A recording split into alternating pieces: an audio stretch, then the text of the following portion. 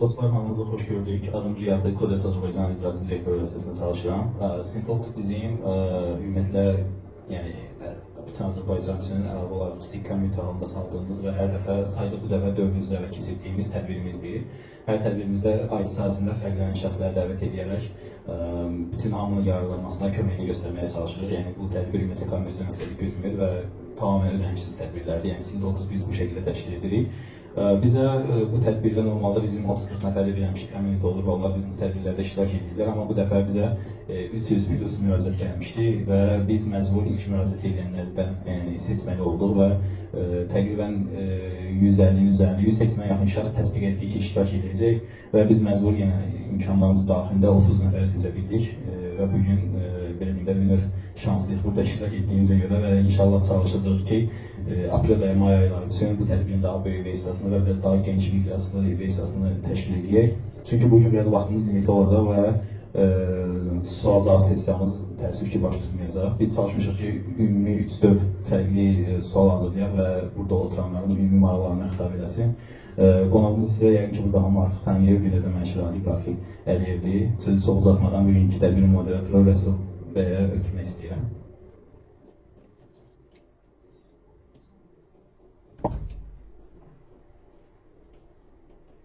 Hepinize hoş geldiniz. Teşekkür ederim. Ve hemşire Coşun Bey'e teşekkür etmek isterim ki vasıtası oldu bu görüşün başlaması için.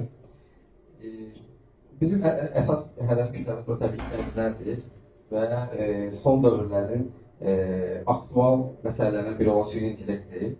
Çünkü bütün dünya bugün bu meselelerini danışır ve ister büyük şirketler, ister devletler seviyesinde, büyük devletler seviyesinde süni intellekt esas gündemdir. Və hətta bunun üçün ciddi mübarizələr başlanır. İstərsə Çin olsun, Amerika Birləşmiş Ştatları olsun və Avropa ilə ki, burada nisbətən daha zəif mövqe göstərir. Ancaq onlar belə bu yarışda ciddi iştirakçı olmağa çalışırlar. Siz 1976-cı ildə professorluq adını alanda, ümumiyyətlə, dünyanın bugünkü gündə süni intellektdə olan tələbatını, onun texnologiyanın içərisinə bu cür sürətlə daxil olacağını ehtimal edirdinizmi və qeyri-səlis məntiqin burada əsas iş iterasyon model olacağını proqnozlaşdırdınızmı və ya bugün günə baxanda o vaxt?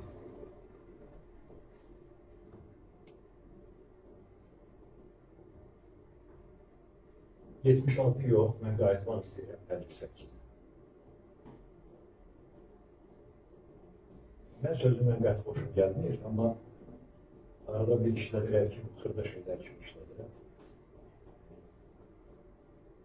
58-ci ildə mən olsam məktəbimizdə. Yol ayrışımdır. O vaxtda hamıda olur da belə.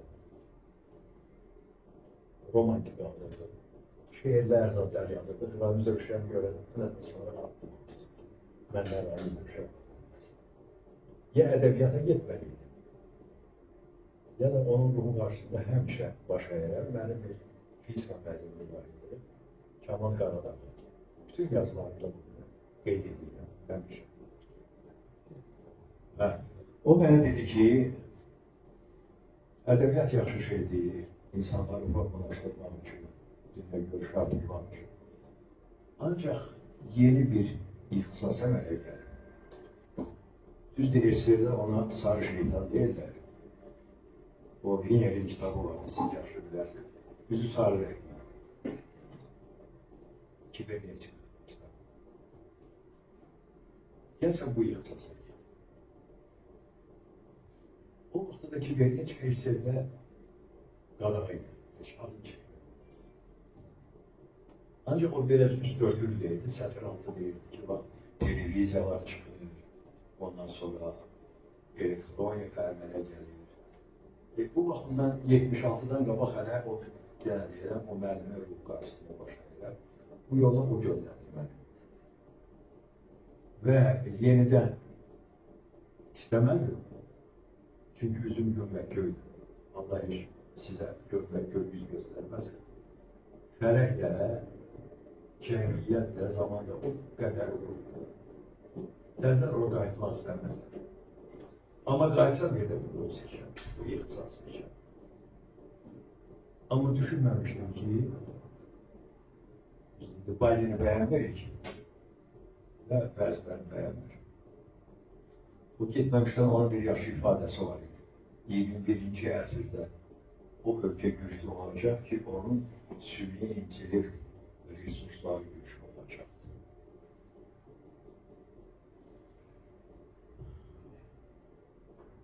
Bu bakımdan bayaqlarda biz bizim hörmətli professorumuz Görkəm müəllimin söhbət edəndə, sizlə söhbət edəndə dedim, iqtisadi güc də bu saat.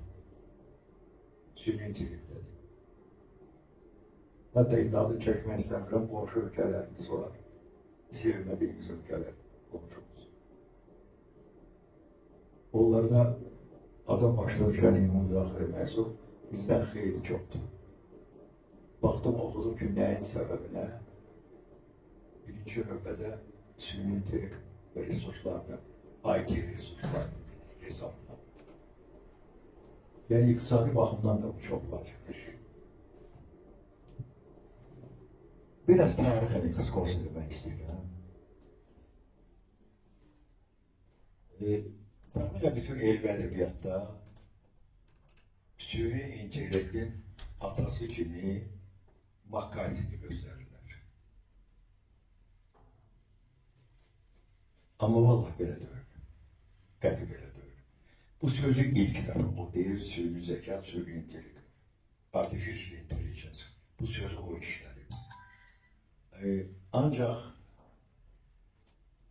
mən rica edirəm, vaxtınız olanda Google'da bircə də axtarış verin.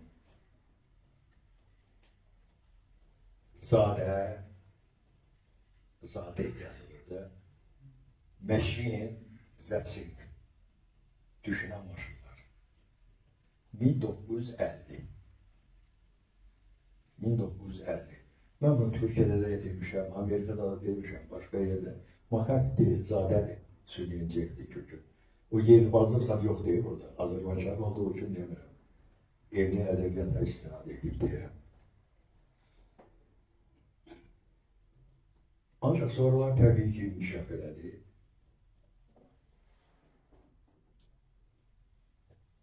Bugünkü süni intellektin bir çalışmayan cəhəti var. Hələlik bugünkü. Düzdür, yaxşı tərəfləri də çox belə həm iqtisadi baxımdan, həm hətta siyasi güc baxımından. Amma hələ o deyil. Çox bir mənfi cəhəti var. Sizin kitabda neyron şəbəkələr var. Bugün süni intellektin kökündə əsas deep learning deyirlər, dərindən öyrənmə. Bu neyron şəbəkələrlə əsaslandır. Neyron şəbəkəsi bunun imitasiyasıdır, beynin imitasiyası. Bu da onun üstü 14 dənədir. Amma bugün maksimum 1000 dənə, 10.000 dənə uzaqbaşı. O süper kompüterlərdə neyron şəbəkəsi yarada bilir. Amma bu qara qutudur. Bura rəqəmlər verir, orada da rəqəmlər alırsa. İstifadəçi isə buna inanmır. Deyir, mənim başa sal görür, bu nəticəni haqdan aldı. Ona görə də bugünkü trend inkişaf, mən xüsusən cavanlar üçün deyirəm, explainable artificial intelligence. İzah oluna bilən də nə vaxt ola bilər, söz dilən olsa. O uşaqlara söz dilən deyirsiniz də sizin kitablarda. O da qeyri-sənizmətdir. Bir balaca kənara çıxım, ümumiyyətlə dünyada 2 cür informasiya var, 3 cür yoxdur, 5 cür yoxdur, 2 cür. Bir ölçülə bilən informasiya. Bir də qavranılan, persepsiya informasiyası. Hətta o məşhur fiziklər, Leibniz başqaları deyirlər ki, o şey ki ölçülmür, o informasiya deyil. Ama bu çok azdır. Boydu, çəkidi, qan təzyiq edir, ondan sonra qanın tərkib edir və başqa ölçülə bilər. Ama qalan informasiyalar hamısı ölçülə bilməyəndir, qavranlandır. Bak burada... Keyfiyet demək olar. Ha? Kəmiyyət və keyfiyyət demək olar. Göstəricilər. keyfiyyət perception'da biraz perception yani ki kısa diyeceğim. Biz köhne dostlar tanıştık. Öyle çok güzel kitapları var. Çok güzel. Şimdi ben giriş verdiğim ki ben düz başa düşəsiniz. Sizin gözəlliyinizi mən nəyə ölçüm? Cihaz var. Yox, persepsiya var. Biz oxuyan vaxtlar, hələ 50-ci illərdə, 60-cı illərdə, Maysev də var, İstif müəllimlərdə. Maysev demirdi, onun əməkdaşları deyil. Deyirdi ki, insanın sifəti 27 parametrə, məsələn, qaş, nə bilim, göz, ondan sonra nə bilim, dodaqlar və s. Onlarla bir yerdə müəyyən eləmək olar. Mən həmişə deyərdim ki, görəsən Məcnun Leyli sevəndə 27 parametrə sevdiyi. Yox, persepsiya. Təbii deyil. Bu zadənin sözüdür. Mənimki də zadənin ifadəsi. Təbii deyil. Persepsiya sistemidir. Təbii dildə rəqəm yoxdur. Mesela deyir ki, saat 5'e yaxın biz görüşəcəyik. Allah qoysa 1-2 gündən sonra görüşəcəyik. Bir gün başladı, yani 24 saatte. Onu Tanrı'dan başka şey bilmir. Ama bu bugünkü söhbətim ara gətirir. Süni intellektin inkişafı qeyri-səlis məntiqə əsaslanır. Niye? Qeyri-səlis məntiq söz eləmişdir. Rəqəmlə yox. Zadənin axırıncı nəzəriyyələrindən biri Cognitive Research. Siz yaxşı bilirsiniz. Sözlə hesablamalar. Mesela deyir ki, gözəl insan. Sonra Kemal Abdullah'ın bir ifadesi var. Gözəlsən, gözəllərin ən gözəlsən. Gözəllərin ən gözəli nədir?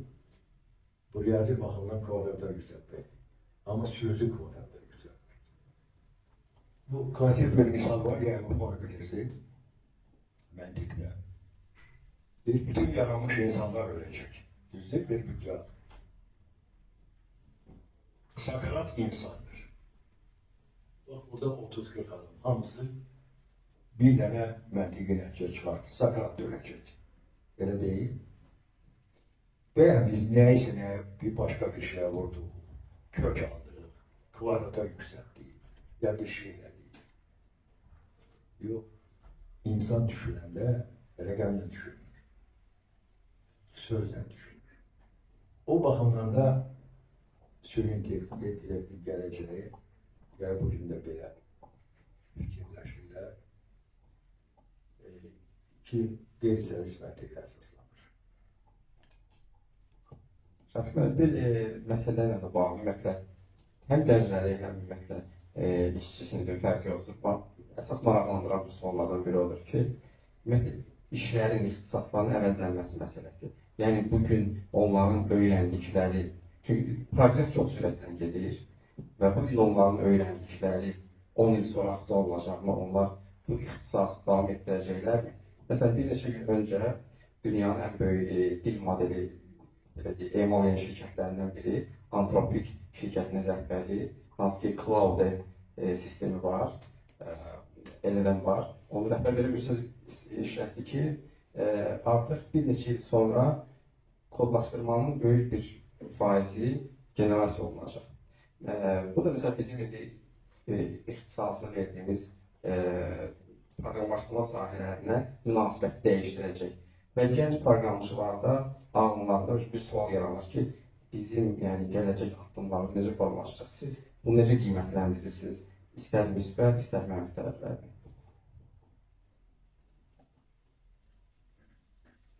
Kimisə bilmədiyi şeydən xoşu gəlməz. Mən onun içində. Mən proqramlaşdırmanı bilmirəm. Yəni proqram tuta bilmirəm, yaxşı proqram. Tək mən yox verim. Nə Almanya, nə Yaponiya, nə Avropa başqa proqram tuta bilirlər.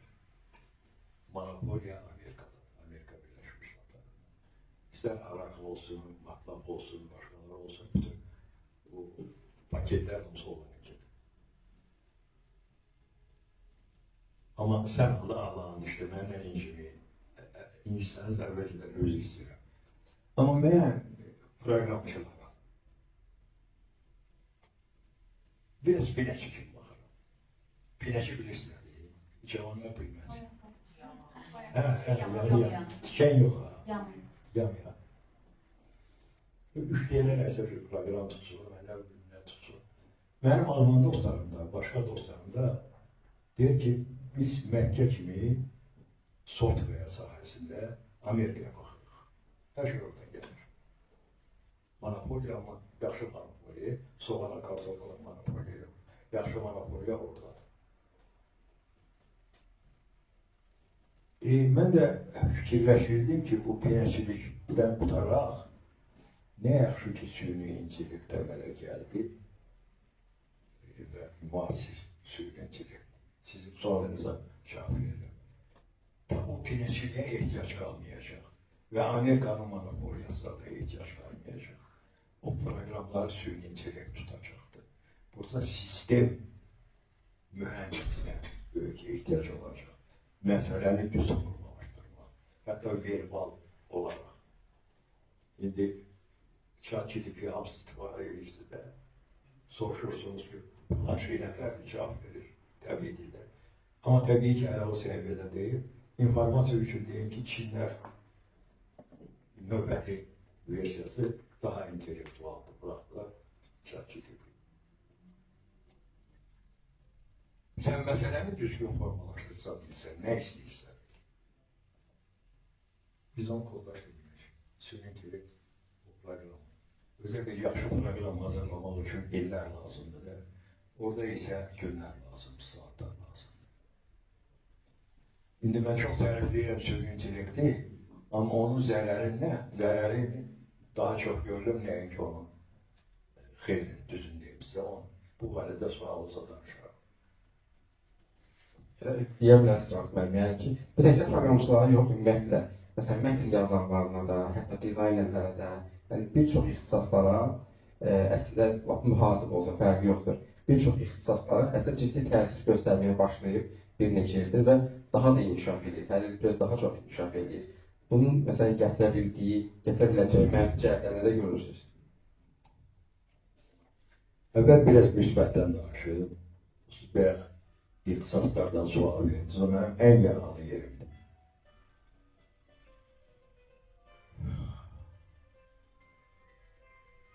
Biz 2005-ci ildə Bologna sisteminə daxil olmuşuq. Təhsilimiz. Yəqin hamınız bilirsiniz də. Bologna sistemi nədir? Bir fəzadır, təhsil fəzası. Deyir, acaba, gəlin, dünya hara gedir, təhsil çox böyük istəyən ki, sürətlə dəyişir də. Bugün olan ixtisas 10 ildən sonra lazım deyil. Gəlin, həm bu fəzada hamımız yerləşək. Biraz bu təhsil dilində desəm, kurikulumlarımız eyni olsun, silabuslarımız eyni olsun. Mobillik olsun, transfer olsun, 2 il burada oxudum, geçsin 2 il orada oxusundan batmasın. Buradakı 2 ili batmasın onu. Və dünya necə dəyişirsə, biz də onun arxasınca gedək. Arxasınca getməkdəndir, bazarın arxasınca getmək. Bu bazar, o bazar ne? İntellektual bazar. Arxasınca gedək. Əfsuslar olsun ki, işte dəyişmək. Əfsuslar olsun ki. Bugün dünyada ən qazançlı ixtisaslar, ən lazımdır ixtisaslar. Bir 3-4'ünün adını çəkərəm. Dünya dəyişir. Bir 20 ondan qabaq ki, ixtisasların çoxu lazım deyil. Məsələn, business analytics, məsələn deyirəm. Azərbaycanca belə deyirik. Business analytics, məsələn deyirəm. Data analytics, data science. Risk analiz. Decision making teori, qərar qəbul etmə nəzəriyyəsi. Bu qeyri-sərisi iqtisada əsaslandığında o deyirdi ki, bugün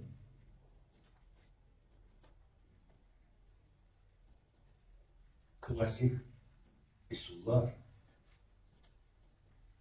klasik riyaziyyat, klasik nəzəriyyələr, yaxşı, Röşən müəllim burada oturub incəməsin, yaxşı iqtisadi model, yaxşı dəndə adekvat reallığa yaratmağa imkan verir.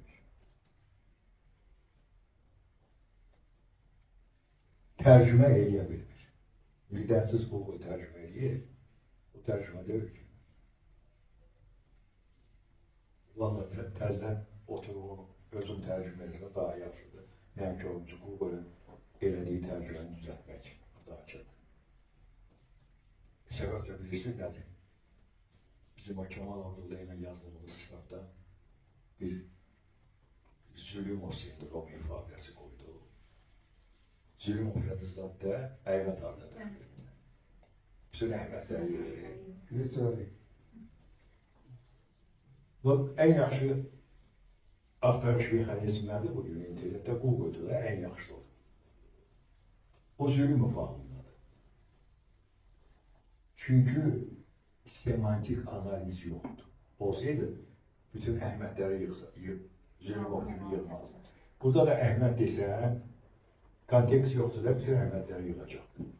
Bir daha söz deyirsem, ne var hamısı çıkardı değil. Çünkü semantik təhlil yoktu. Bu əsir bir de mənim fikrimcə dil əsiri olacaq. Təbii dilin inkişafı. Mesela söyleyeyim intellektin əsas kollarından da biri təbii dilin emalıdır. O sentimentlərdir. Xüsusən siyasetçiler için. Bu gazetler zatlar var. Bilirsiniz, Türkler ülkelerin əksəriyyəti o medyayla məşğuldur. Görək, bu insanlar ne düşünür? Kim hakkında, ülke hakkında, ne hakkında, ne düşünür? Sentiment analiz. Bunlar hamısı sünni intellektin kollarıdır. Bir de elə bilərsiniz ki, mən köhnə nə var onu qırağatıqa məsafırla elə deyil. Bu klasik riyaziyyat bizə imkan verir ki, aya uçaq. Bəzi məsələləri həll edək. Amma çox məsələlər var ki, onu həll etmək mümkün deyil. Və dahilər, mənim dahi sözündən az istifadə edirəm. Dahi odur ki, öz zamanası bir güc qabaqlaya bilsin. Yoxsa bizə kim olur deyir ki, filan dahidir, filan kəs 3 dənə şeir yazır deyir dahi. Ya 2 dənə məqalə yazır deyir dahi. Bax, mənim otağımda bu asıl. Siz gəlmişsiniz də mənim otağımda. O da bu asıl. Röşən, siz də görmüşsünüz də. Bu Einstein'in sözləri. Einstein'in kitabı var, Həndəsə və Təcrübə. Cəmiyyət and Experience. Deyir ki, əgər indiki, yəni onun dövründəki riyazi qanunlar real həyatı ehtiva eləmək istəyirsə, o tam müəyyən ola bilməz.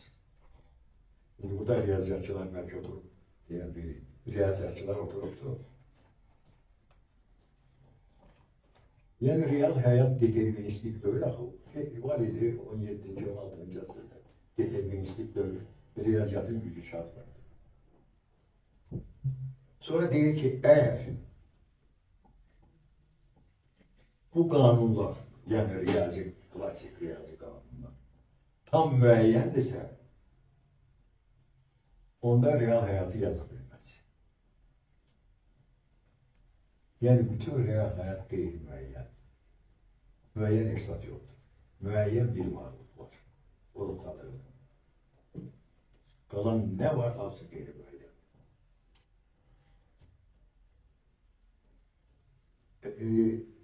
rica ederim vaxtınız olsa YouTube'da ya da TikTok'da yığın Bəxtiyar Vahabzadə və Xudu Məmmədov. Bəxtiyar Vahabzadə, Xudu Məmmədov. Tanışsınız da Xudu Məmmədov? Bilirsiniz, tanışsınız. Şəkiyə qonaq çağırır. Yəni orada var bu. Ben dediklerimi oradan götürmüş.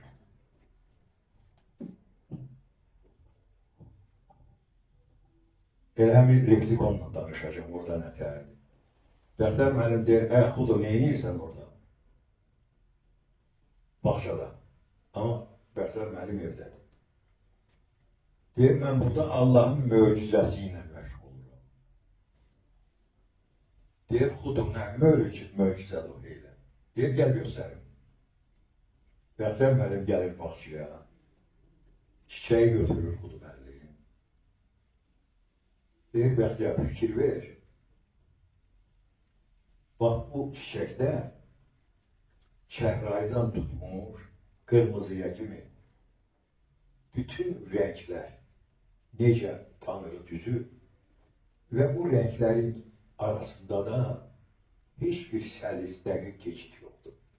O necə dan yeri söküləndə görürsünüz. Ramiz Röşən şeiri var. Sizə Rafael müəllim bizim gözəl şairimizdir. Ramiz Röşən şeiri var. Bir gün yeryüzü ışıklansa kimin əli kimin cibindən çıxacaqdır vesaire. Yəni birdən-birə ışıqlanmır ki, kimsə cavanlar bilmirəm baxıb dan yeri sökülərdir. Yavaş, yavaş, yavaş, yavaş. Tanrı belə edir.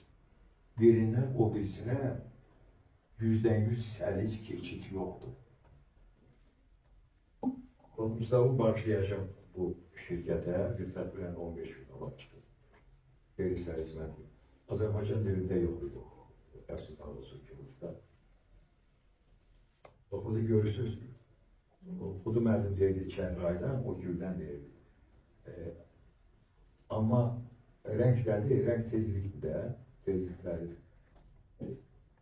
Bənövşəyə başlayır qırmızıya kimi, o tezlik dəyişir. Ben bunu qeyri-səlis, həmin o rənglərlə istədim, göstərim. Bunu başlayıram. Teşekkür ederim. Belki cemaatın sualı var. Belki diyelim valla. Sual varsa sizin vaxtınızdazdayım. Ona göre formatı elə seçmişik ki, növbəti görüşdə biraz uzun Bax, yaşayalım. müəllim, zamanı qabaqlamaqdan dediniz. Bununla bağlı istəyirəm qısa bir fikir bildirsiniz. İndi hal-hazırda AGI məsələsi gündəmdədir. Yəni insan kimi düşünə bilən sünidir. Yəni daha çox insan səviyyəsində deyil, birlikdə konkret analizlərin cavabını verir. Amma öz məntiqini yeridə bilən, bir empatiya qura bilən insan kimi süni intellektin hazırlanmasına bağlı fikirlər gedir, işlər gedir. Siz necə qiymətləndirirsiniz? Elə bir dövr gələcəkmi ki, kompüter insan kimi özünü dərk edəcək, özü məntiqi qərarlar verəcək və ya da insan kimi empatiya qurub qərarlarını ona uyğun formalaşdıracaq. Yəni insan beynin təsirdən çox məqamlar vardır. Necə düşünürsünüz bu arada? Gələcək yox, gəlib. Bugün gəlib. Bu bayaqları deep learning ben danıştık burada. Bu dərindən öyrənmə. Eğer YouTube'da baksanız YouTube'a bir təxminən 20 olar, 20 yaxın. Bir yazı var idi mənim. Robotların üsyanı adı belədir. Elə keyword versənim çıxacaq. Mənim heç şübhəm yoxdur ki, heç hem de robotlarda tek o, neyse bunu götürüp burada bunu koyan zat yok. Sürekli inceliklerden o bizden 1 milyon defa olmuş. Bu bugün değil. Sebep değil.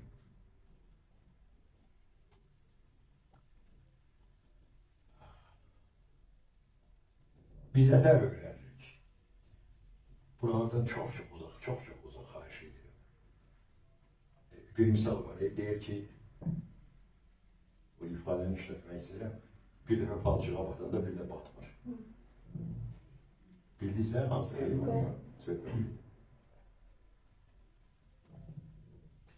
O neyini bölgeleri ona bakma olmaz.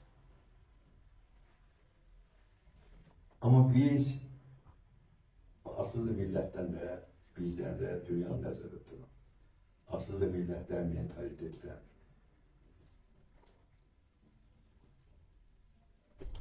Bəziləri öz səhvlərinin üstündə öyrənir. Bir dəfə düşür, çıxır, 2 dəfə düşür, çıxır, 3 dəfə. Maksimum 10 dəfə, 15 dəfə də çətin situasiyalara düşür, çıxır. Amma daha müdrik adam özgəsinin səhvlərində öyrənir. Yaş özgəsinin səhvi nə qədər ola bilər? O yoxsa 50 dəfə. Ya bizim özümüzünki olsun 10 dəfə, 15 dəfə. O deep learning odur ki. Öyle biz bir ömürdə 10 dəfə danışırıq da, bir 50 ildə, 40 ildə, 80 ildə, 90 ildə. Amma deep learning bir saat ərzində 1 milyon dənə senaryo çizir. Həmin o bataqlıq, həmin o ekstremal situasiyalar və oradan nə tər çıxmaq yolu. Mümkündür. Optimal çıxmaq necə olacaq? Öyrənir. İndi o ağıllıdır biz. O 100 min dəfə bizdən alır. O eləyə bilir. Amma mən indi senaryolar çizim ki, beynimdə. Belə olsa görə mən nə tər çıxmamışım. Düşür, çıxanda öyrənirəm. O düşür, çıxır. Öyrənir. Ona görə də mənim şübhəm yoxdur. Bugün, mən də deyim, gələcək yox bugün. Amerika Birləşmiş Ştatlarında təxminən 240 min dolmadı. Əskərlər buraxılır, 4 tərəf görülür. 250 kiloqram ayaq yük daşıyır. Özü küçə döyüşlərində qərar edir. Əskərlər, robot əskərlər. Özü qərar edir. Amma vay o gündən ki, o bizə tabi etməyəcək. Vay o gündən. Bəlkə də mətbuatda oxumusunuz, mən mətbuatda oxumuşum, təxminən bir 7-8 məqalə. Bir Amerika generalı, həm də IT oxumsuz deyəsizsə, simulyasiya var, kompüter simulyasiyası var. Drone göndərir, hədəfə. Ancaq bunun məqsədini dəyişir. Həmin general. Yoxlamaq üçün də. Həmin drone qayıdır, onun özü partlatır, göndərər. Ki, mənim yolumdan saptırdı. O özü belə qəbul edir. O bilmir ki, o göndərdi ki, mən səndən test edirəm, mən simulyasiya edirəm. O özü qərar qəbul edir. Kamikazələri götürürlər, dronlar. Gedir, vurur, özlər qayıdır həmin özü gedir. Ağıllı döyür. Yəni, empati qurmağı mən nəzərə tuturum ki, siz bu silah gəldirən robotlardan nümunə çəkdinizdə, məsələn, deyək ki, o əlində avtomat bir uşaq görsə, bir əskər kimi ona necə davrana bilər, yəni insan və robotun qərar vermə adımlarında necə ola bilər? Daha ağıllı. Biz yolda söhbət edirdik Rövşən müəllimlə. Uzun müddət belə fikirləşirdilər ki, emosiyanı modelləşdirmək mümkündür. Amma indi süni intellektin bir qolu var. Emotional Artificial Intelligence. Hissiyatı modelləşdirirlər. İndi mən o sevgiyi izafaya gitmək istəmər. O təmiz başqa şeydir. Amma o siz deyən hissələri isə çox asan modelləşdirmək. Hətta ola bilər ki, məndən də yaxşı, bizdə də yaxşı modelləşdirsin. Daha humanist olsun ola bilər. Olmaya da bilər amma. Yoxsa olur. Bilirsiniz nətər, deyim nətər. İndi yaş keçək olmayan tərəfə. Süni intellektlərin fəsadları nədir? Və Avropa İttifaqı qanun qəbul edir, 400 səhifəlik. Süni intellekti hara qədər inkişaf etdirmək lazım. Amerika Birləşmiş Ştatları ondan sonra qanun qəbul edir, Bidenin vaxtında. Niyə? O mənim şəxsi həyatıma daxil olmamalıdır. O mənim insan hüquqlarıma daxil olmamalıdır. Və s. və s. Bunlar elə bir şəxsi həyatıma daxil olmaq nə deməkdir? Çox keçməz, 5 il, 8 il. Bir balaca cihaz qoyacaq, röşə mənə bu saat nə fikirləşir. Hamısı mənə yazıb verəcək. Hamısı. Yəni şəxsi həyatında da sənin, indi bəlkə sən insan belədir də, dil bir şey deyil, bəzən ürək bir şey deyil, təfəkkür deyil bir şey deyil. Amma onun qabağını ala bilməsək, ben hamısını oxuyacağım. Dilimiz nə deyir? Beynimiz nə deyir? Mənə bağışlayında başqa X. Məni aldadır, yoxsa düzün danışır. Ağır məsələ, çətin məsələ. Və tək süni intellektdə yox. Həmişə mən düşünmüşəm, yazılarımda da yazmışam.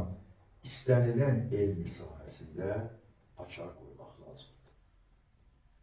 Hara qədər bu elmi inkişaf etdirmək olar.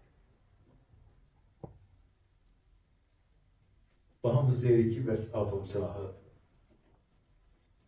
Einstein nəzəriyyəsi düzdür. Ateyi geyməyiz o. Atası, Alman. Alman döndü, Almanyalıydı, sonra Köşkdan yaptı. Ama Nagasaki'ye, Hiroşima'ya bomba atanda Einstein dedi ki, bilseydim ben bu nəzəriyəni yapmazdım. Onun siyasiləri edir. Elm adamları elədir. Elm adamları yazıq məqalə yazır. Bizim kimi kitablar yazır. Şimdi ne bileyim ki sizin o çocuklar için yazdığınız kitabı kim neden istifade edecek? Ne bileyim. Veyahut da o nəzəriyyəni min tövbə, nə bunu tərif üçün, nə bir şey üçün. Mən bilseydim ki, belə olacaqdan onu eləməzdim. Mənim 80-cı illərin, 90-cı illərin əvvəlində 3 dənə qeyri-səlis məntiq, Zabek məntiqi var, Mantani məntiqi var, başqa siz bilərsiniz bunlar.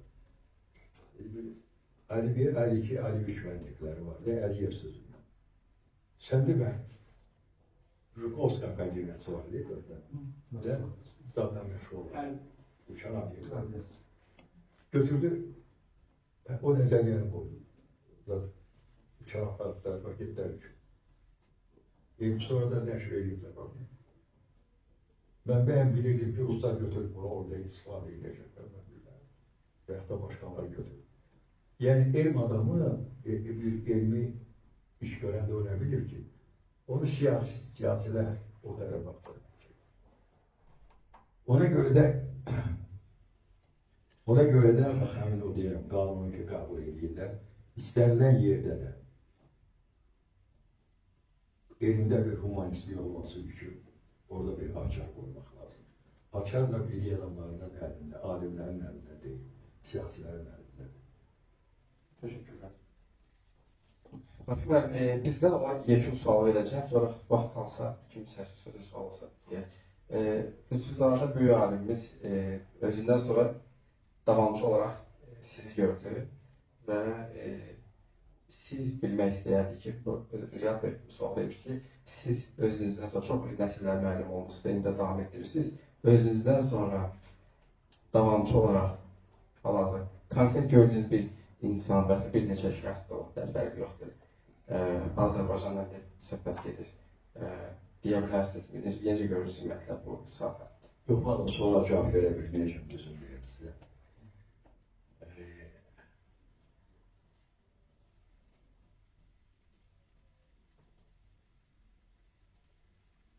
Yəni, Qurban Bəyər çıxsın, onun üçün hep havuza verirəm. Mənim təxminən 200-ə yaxın təxminən PhD tələbə müdafiə edir. Dünyanın müxtəlif ölkələrində, Amerikada, Almaniyada, Türkiyədə, Kiprdə, çox Rusiyada, Sovetlər vaxtında, Azərbaycanda, başqa ölkələrdə bir 30-35'də evlilər doğdu. Düzdür, bir Azərbaycanda, bir Rusiyada, bir də Türkmenistan'da qalıbdı. Bu ikinci evlilər doğdu. Ya da həmişə bir də, enişli zadə də, həmişə bir eşli, bir dənə olubdu. Bir zaman dərəcə olubdu. İndi mən bunların içindən mən seçə bilmərəm ki, hansı davam edəcək, hansı nətər edəcək, onu deyə bilmərəm. Allah hamısına can sağlığı versin. Dünyada olmayanlar da var. Ruhlar şad olsun. Biraz ağır sualdır, biraz çətin sualdır. O gün Aldızadəyə onu bir şahid bir dəfə Hökmənimə bir 30-40 ildir autotreyning edirəm. Bilirsiniz də autotreyning. Ben özünə Terkin. Ben özü biraz yorgunluğu çıkartmak mənə bilməm.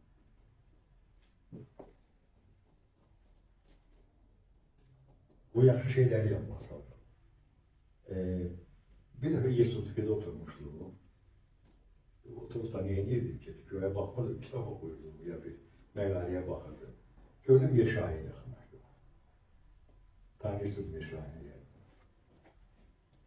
Bu olub təxminən bir 15 yılında qabağa söyledi. Ola bilərmi ki, siz zadədən xahiş edəyəsiniz, ben ondan bir film çəkmək istəyirəm. Dedim, olar əlbəttə. Götürdüm zəng vurdu. Ben dedim, falan vaxta gəlsin bir həftədən sonra. Şahin de entelektüel jurnalisti, yaxşı jurnalist. O filmi çəkəndən laf çıxanda Zadənin evində sizə deyim. Gençler oturup burada onlar üçün demək istəyir. Zadənin evi 3 balacı tağıydı. Həmişə də rəhmətli Feyzadə ilə mətbəxdə çörək gəlirlər. Balacı mətbəxləri var. Orta statistik Azərbaycanlının rayonlarda nəzərdə tutulur. Evindən zəiflik. Amma bilmirəm ki, kimsə burada Berkeley'de olur yoksa yok. Berkeley Üniversitesi'nde çoklu binalar var. Bir mermer 18 mertebeli bina var. Birinci mertebesine girende yazılıp ki kim maliyeleştirir bu binanı? Birinci Lütfizade, ikinci Feyzade. Ama evinde bir şey şor, bildiği, böyle şeyler. Maşını da 30 illik köhne maşınıydı. Avtomobil. Onun yani o şeye ihtiyacı yoktu. Çıkanda Nişanın deyir ki, bəs bu otaq nədir? Balaca bir otaq var. Kitaplar, zaten böyle her şey tökülür. Onda deyir ki, bəs mənim də bu əsərlərim bir materiallardır. Hədə mən bunu Rafibə vəsiyyət edəcəm. O da bildi, Rusça danışırlar. Lütfüzadə Rusça çok yaxşı bilir. А что это за писание? А что ты не знаешь? Ben bunu olmayandan sonra ben ne bileyim falan keser vəsiyyət. Orada bir şahinin axırıcı bir cümləsi var. Sen deme, ölmezler de vəsiyyət edermiş. Yazıza gelirler. Siz kitaplarını istifadə Yazmışlar.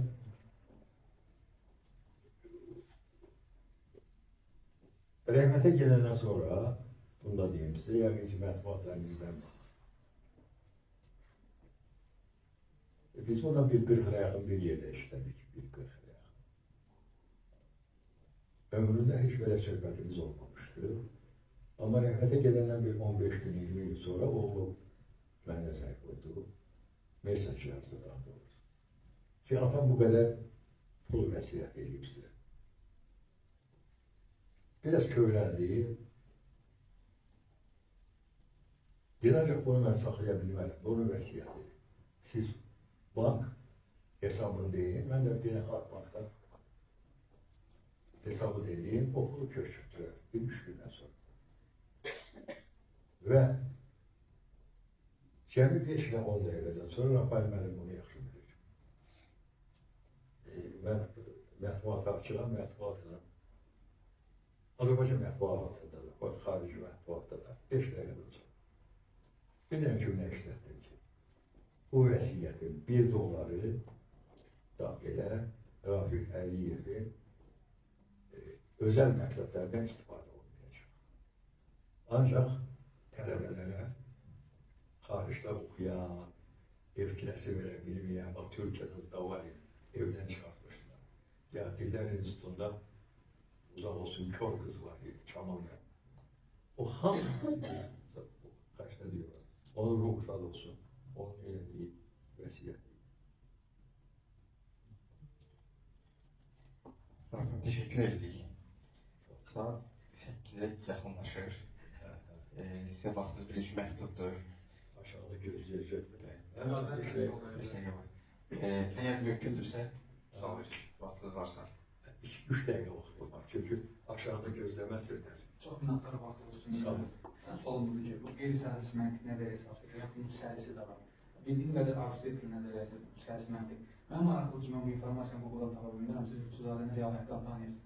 Necə oldu ki, arzu nəzəriyyəsindən sərisi məntiqə yenilik Lütfüzadə gətirdi? Yəni, onda nə fərq idi, nə idi ki, o, məsələn, falan alimdə yox, Lütfüzadə onu çıxartıldı. Onu Örşə mənim yaxşı cavab verə bilər. Yolda maşında dedi mənə. Bir də görüb kim dedi, dəsən Bəxtər müəllimdə. Bəxtər müəllimdə də o dedi. Onu ancaq şərq adamı görə bilərdi. Məsəl üçün, Almanyada bu mən olanı deyirəm. Məsələn, maşın saat 2-də gəlməlidir. Mən aeroporta gitmeliyim. Ben de şart adamıyım be. Yoksa əxlaqı o şart değil ama mentalım kaçtı. Ben dedim artık buraya gelmedi. 5 dakika oldu. Niye gelmedi? İnanın, inanın %100 derim. Bir dakika kalmış gördüm ki o tarafta çıktı geldi. Bu Alman tefekkürüdür. Şart tefekkürü hele değil. Şart tefekkürü daha realdir. Bak biz yolda danışmışız. Röşan'da. Ki Sıfarın qabağında maşınla gəlirik, gedirik.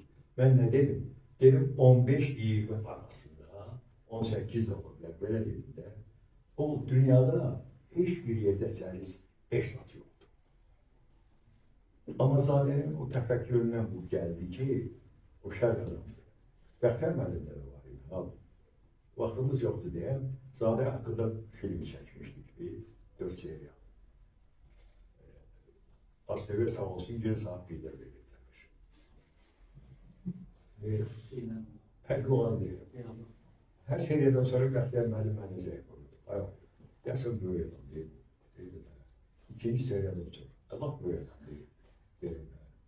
Sonra 4. seriya 4 seriyalıydı. Saat 2'nin yarısı. Dedi sana bir kitap gönder. Dedi Bəxtər müəllim sabah deyək. Dedi yok eyni gönder. Onu seçilmiş eserlerinin 5. yılda katlanmış. Bir üretim yarışında. Vaxtkən gəmilik binaları tavanla çiğ arasında. Sen deme bir rəqam olmuş. 2 ile 1 arasında. Zaten deyirdi ki rəqam var 0'dan 1 arasında. Bəxtər müəllim deyirdi ki 2 ile 1 arasında. O qafiyə xatir eləmir değil mi? Bəxtər müəllim filosof. Sonra ben yazı yazdım ki 2 şərq olurun. Birinin beyninden, birinin yüreğinden bu qeyri-sərhədsiz məntiq oldu. Onu şərq adamı eləyə bilər. Çox minnətdarım. Teşekkürler. Çok sağ olun. Değerli vaxtınıza ayrıldınız, geldiniz. Ne bir sualı var. Sen cevap ver. Həmişə mən bu sualı verirəm. Ama hələ adekvat cevap almamışım. Bu görüşten siz çok kazandınız mı? Siz kazandırmaya gelmişsiniz. Ha? Siz kazandırmaya gelmişsiniz. Yani kazanmaya gelmemişsiniz. Biz kazanmaya geldik. Ben kazandım. Biz kaldık. Biz kazandık. Siz bizə qazandırdınız. Kazandı. Ha? Ben bağışlayın, hamına Kazandırmak demiyor. Kazandı diyor. bağışlayın, hamına adına zahmetler var. He. Biz hamına xoşbəxt olduq ki, sizinle görüşə bilirik. Ümumiyyətlə, bəşəriyyətdə bütün insanların bir məqsəd var, xoşbəxt olmaq. Və kesin sözlə, adam, mən əlimi qaldırdım, mən sizdən verəndə. Kızım, o ki kaldı hoşbəxtlik, qeyri-siyasi anlaşdı hoşbəxtlik. Hayatta mütləq xoşbəxtlik adlı şey yoxdur. Bu qeyri-siyasi. Allah insanı yaradan da birim verer, birim vermez. Atalıydı, analıydı uşaklar. Bizim evde biri vardı diye.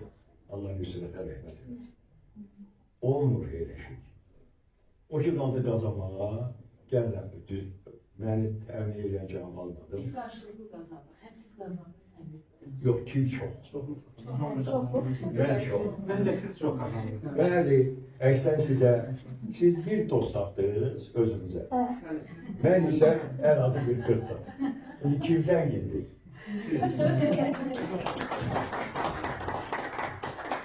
Sorma Allah sizi korusun.